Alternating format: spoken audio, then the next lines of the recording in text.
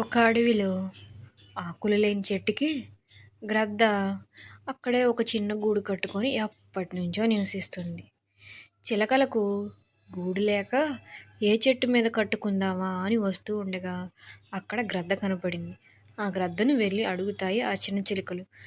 బిడ్డర్లేసుకొని వస్తున్నాను నేను, నాకు ఇక్కడ గూడు కట్టుకొనిస్తావా, నీకు పుణ్యం ఉంటుంది అంటూ గ్రద్దను అడగగా ఆ గ్రద్ద అంటుంది, లేదు లేదు, ఇక్కడ నువ్వు గూడు కట్టుకోవటానికి లేదు, ఇది నా చెట్టు అంటూ పొగరుగా సమాధానం ఇచ్చింది ఆ గ్రద్ద.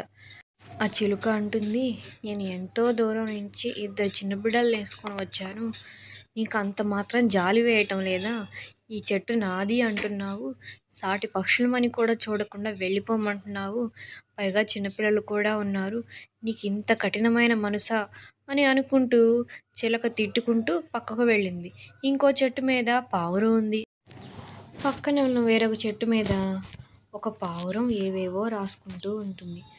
ఆ పావురాన్ని వెళ్ళి చిలక అడుగుతుంది, నన్ను ఈ చెట్టు మీద నన్ను గూడు కట్టుకొని ఇస్తావా, పక్కనే ఉన్న గ్రద్ద నన్ను వద్దు వెళ్ళిపో అంటూ నాకు పొగరుగా సమాధానం ఇచ్చింది, కనీసం నువ్వైనా నన్ను గూడు కట్టుకొని ఇస్తావా అనేసరికి పావురం అంటుంది, దానికే మిత్రమా, నువ్వు ఎంచక్కా గూడు కట్టుకోవచ్చు, నువ్వు గూడు కట్టుకోవటానికి కూడా నేను నీకు సహాయం చేస్తానంది పావురం. ఆ తరువాత పావురం అంటుంది, నీకేం, నేను చక్క మంచి స్నేహితుడు అవుతావు నాకు, నువ్వు సరదాగా ఆనందంగా హ్యాపీగా ఆడుకోవచ్చు అంటూ పావురం చెప్పిన మాటలకి చిలక ఎంతో సంతోషపడిపోయింది. అలాగే దానికి గూడు కట్టుకోవటానికి కూడా ఎంతో సహాయం చేస్తూ ఉంది. అలాగా అవి అన్నీ గూడు నిర్మించుకొని చాలా సంతోషంగా ఉన్నాయి. ఒకరోజు ఆ చిలక అంటుంది, మన ఇద్దరం మంచి ఫ్రెండ్స్ లాగా ఉందాము, మన ఇద్దరిలో ఎవరికి ఏ అవసరం వచ్చినా సాయం చేసుకుందామంది చిలక. నీ మేలును నేను ఈ జన్మలో మర్చిపోలేను, నా పిల్లలకి నువ్వు ఒక గూడును కూడా కట్టి ఇచ్చావు, అందుకు నీకు చాలా కృతజ్ఞతలు అంటూ చిలుక పావురానికి చెప్పింది. ఇద్దరు ఎంతో మంచిగా ఉంటున్నారు. ఆ అడవిలో ఒకరోజు అనుకోకుండా పెద్ద వర్షం కురిసింది. ఆ వర్షం వల్ల అది గూడు కట్టుకున్న చెట్టు మాత్రం ముక్కలు ముక్కలుగా విడిపోయి కింద పడిపోయింది. అది కట్టుకున్న గూడు కూడా కింద పడిపోబోతుంది, కానీ వర్షం మాత్రం ఆగలేదు. దానికి ఎక్కడికి వెళ్ళాలో ఏం చేయాలో తెలియటం లేదు. పాపం ఆ గ్రద్ద ఎంతో బాధపడుతూ ఉంది.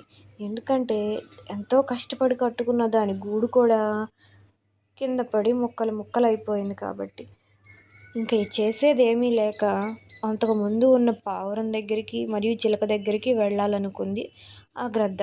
వాళ్ళని సహాయం అడిగితే నాకు సహాయం చేస్తారేమో అనుకుంది ఆ గ్రద్ద. నన్ను మీ దగ్గరికి రానిస్తారా, నా గూడు వర్షం వల్ల పడిపోయింది, ఆ చెట్టు చాలా బలహీనంగా ఉండేసరికి పడిపోయిందని చెప్పింది. అప్పుడు చిలక అంటుంది, ఆ రోజు నేను చిన్నపిల్లలను తీసుకొని వస్తే నువ్వు నన్ను రానివ్వలేదు కదా, ఈరోజు నేను నిన్ను ఎలా రానిస్తానని నువ్వు వచ్చి నన్ను అడుగుతున్నావు అని అంది చిలక.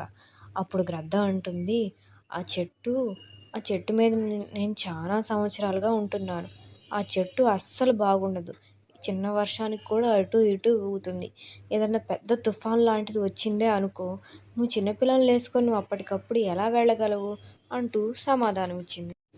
నువ్వు ఆ రోజు నేను చెప్పినట్టు ఉండమని అంటే నువ్వు అక్కడే ఉండిపోతే ఈరోజు నీ చిన్నపిల్లలు కూడా ఇబ్బందుల్లో పడేవి కదా, అందుకే నేను ఆ చెట్టు మీద ఉండొద్దు అని చెప్పాను, ఆ చెట్టు మంచిది కాదు కానీ నేను మంచిదాన్నే అని అంటూ సమాధానం ఇచ్చేసరికి ఎంతో బాధపడ్డాయి ఆ చిలుక.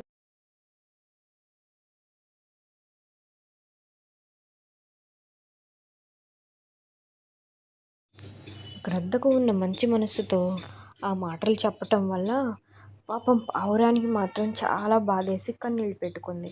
చిలుక కూడా, నువ్వు నా మంచి కోసమే చెప్పావు, అనవసరంగా నేను నిన్ను బాగా ఇబ్బంది పెట్టి తిట్టాను అని అంటూ సమాధానం ఇచ్చింది.